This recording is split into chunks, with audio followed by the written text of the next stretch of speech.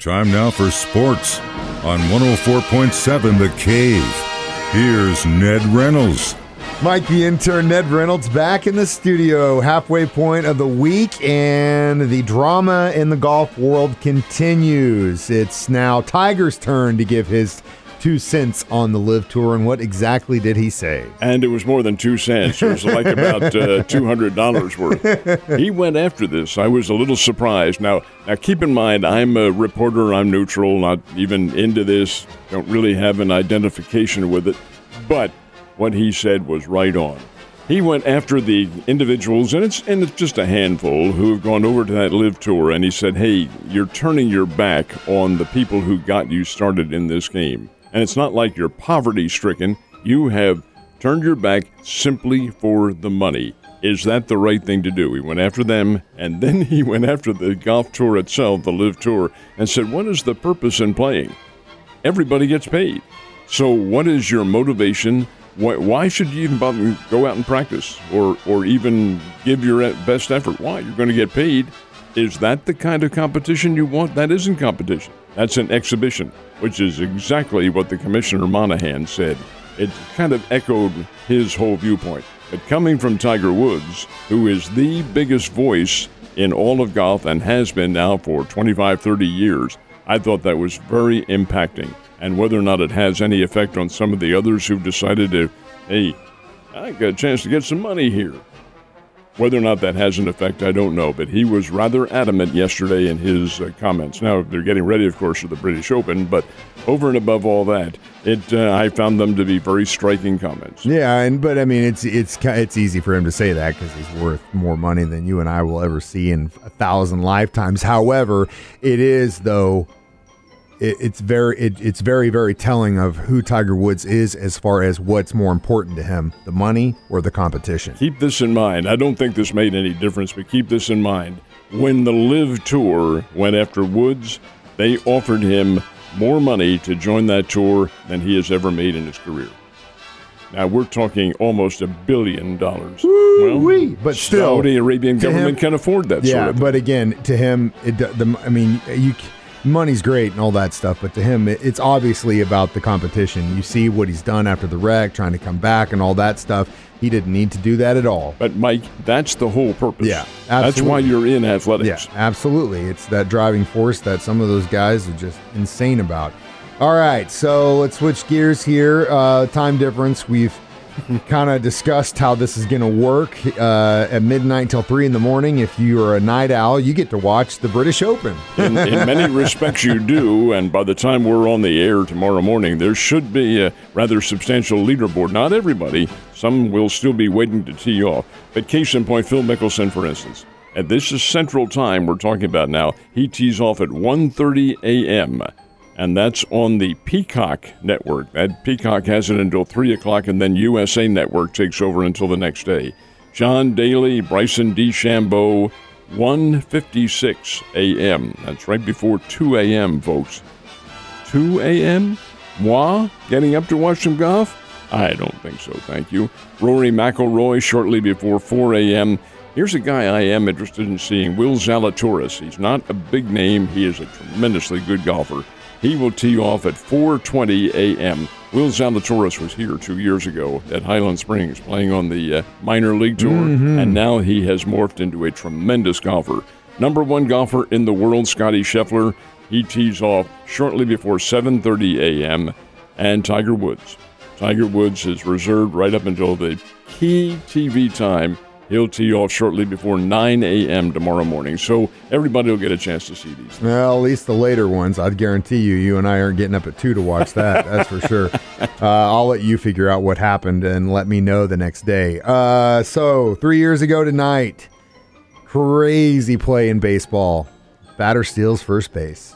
How can that happen? I mean, baseball, once you know this better than most, I don't even know why I'm saying it to you, but after working with the Cardinals for so long, seeing the crazy things that can happen in a ball game day to day, there's always something new. Well, this is an anomaly in a way, and it was 3 years ago today that it did happen, and a player stole first base. Now, how can that happen? First of all, The Atlantic League is independent baseball. That means there's no affiliation with anything in the major leagues other than the agreement that the Atlantic League, which is the best of the independent leagues in America, signed an agreement to say, hey, you can use some of your experimental rules in our league, and we'll test them and see how they're going to work out. This was one of them. It happened 3 years ago, actually tonight. The Southern Maryland Blue Crabs are playing in their game. They probably have 2,500, 3,000 people watching the game. And the batter early in the game is Tony Thomas. He's up there, and the pitcher throws a wild pitch. Very high and outside, goes all the way back to the screen. That's ball, obviously. Ball 2, ball 3, whatever it was. Wait a minute, Tony Thomas is running to first base. What is this? One of the experimental new rules. And that is, and I doubt very much, Mike, that this ever comes to up to the fore. But the rule was anytime there's a wild pitch thrown, you can take off from the batter's box. Now, the catcher, if he gets it, can throw you out. But you can also steal first base, and that's how it happened. So it's a bit of an irony and an anomaly, but it did happen. In those situations where you got runners on second or third, or even first, really, for that matter, that'd be an important rule to have, because then you're going to move those runners, and the catcher's got to make a choice, and probably not the right one. Well, and as a matter of fact, that's a very good point that you bring up, because on any wild pitch, of course, a runner can run. Taking off. That's a universal But having rule. that guy steal first is going to just make things even harder for that catcher to decide. So, interesting stuff. But like I said, there's no way in hell that's happening in the majors. But I've eaten crow before. We'll see what happens next. So, Cardinals-Dodgers. Pretty big test for St. Louis last night. Did they pass? Yeah, they did. Get a 7-6 win over Los Angeles in a really interesting baseball game. Dodgers are a very, very good baseball team. Cardinals got a lead in this game of 6-1. They're up on the Dodgers 6-1. Hey, this is the Dodgers now, and they're very good. And they have Freddie Freeman on their team, who is just tearing the cover off the ball. He was 3 for 4 last night. Anyway, the Dodgers make a comeback, and it's 6-5 in the 7th inning. And Los Angeles loads the bases with nobody out. Ooh, boy, they're about to put the Cardinals down under. Didn't score a run. Did not score a run. Packy Norton, he's the guy the Cardinals picked up, I don't want to say off the scrap heap, but pretty close to it. Little kid from the Los Angeles Angels, looks like he's 10 years old, gets out of the jam. He gets out of it by hook and crook. A couple of fly balls to the outfield that weren't quite deep enough to score a runner from third base. The Dodgers didn't want to take a chance in having somebody thrown out at home, so they held the runners, and then the final batter struck out with the bases loaded. Oh, that's not good. 6-5, and they just blew a lead or blew an advantage like this. Sure enough, Cardinals came back and scored another run, made it 7-5. Go into the 9th inning, and Los Angeles comes back with a run, and it's a Freeman home run, and the score is 7-6, and that's how it ended. Cardinals won it 7-6. The Cardinals are playing better. They're hitting the ball. That's the key.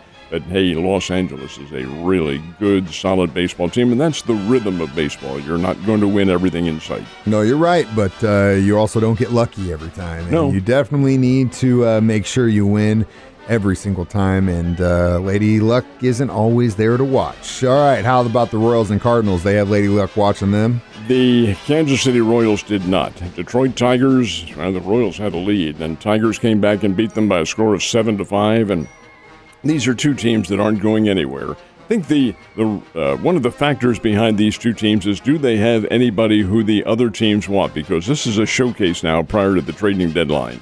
So, indeed, I think the games are competitive, of course, but nonetheless, Detroit comes away with a 7-5 win over Kansas City. Springbirds do get a win. The Springbirds are playing the Tulsa Drillers. Tulsa is the Los Angeles Dodgers AA farm club. And how about this for irony? Springbirds win by the same score as the Cardinals won. That's crazy. 7-6. The pitching by Springfield is getting a whole lot better. They're on a winning streak, and they're playing well in the second half of the season. Folks, the Texas League is divided. It's halves. And in the second half, the Springbirds are playing quite well. So get out and see them. It's a very good baseball. You're seeing a couple of great prospects down here, if not everybody. And certainly worth your time to get out and watch them play. Bodes well for the future, too, of Cardinals baseball, when you see that pitching staff start to kind of do what they need to do, because it's been a scary, pitchy situation in St. Louis for the last few seasons, in my opinion. Last but not least, we're all having a happy hour tomorrow night at the Blue Room Comedy Club. You, me, Dan Hughes, Mitch Holtis, and a bunch of Chiefs fans. Should be a lot of fun. Oh, it is every year. This is a really good little preseason, pre-preseason look at what Kansas City's going to do. We've talked about it many times. Mitch is an encyclopedia of Kansas City Chiefs football, knows everything backwards and forwards. He preaches the gospel. It's everything is optimistic, as you might expect. Then to have Danon Hughes, his assessor, so to speak, his color commentator, he'll be down here, and Danon is really, really good. Of course, this is not Danon's first time down here. He's part of the Missouri Valley Conference broadcasting team, so he's been down here for both football and basketball in the past. But a very articulate spokesman. You'll enjoy the both of them. And the Blue Room Comedy Club, which is a new venue this year, well, hey, it'll be interesting to see what happens. Tell the folks where it is located, number one, and number two, what time everything starts. We'll probably start doing VIP stuff around 5, and then it's downtown, kind of right near that free parking garage off of Campbell and College, in that area over there. Also, want to mention that Mitch will tell you that he calls this the unofficial Chiefs kickoff party. He might call other things in other places the same thing, but I'll tell you right now, nobody else does anything like this, even in Kansas City. So being so close to the beginning of training camp, these guys have been around OTAs. They have full access to the team. They'll be able to tell us what the new offensive weapons have looked like so far, some of the new D guys, the rookies, because Mitch is very, very involved in that. So it's always great to hear him. And you get to have a whiskey and Coke with Ned Reynolds on a Thursday night. It'd be whiskey and water. Whiskey and water, whatever. I'll have vodka, club soda. Either way, we're both drinking tomorrow, and I'll see you then, sir.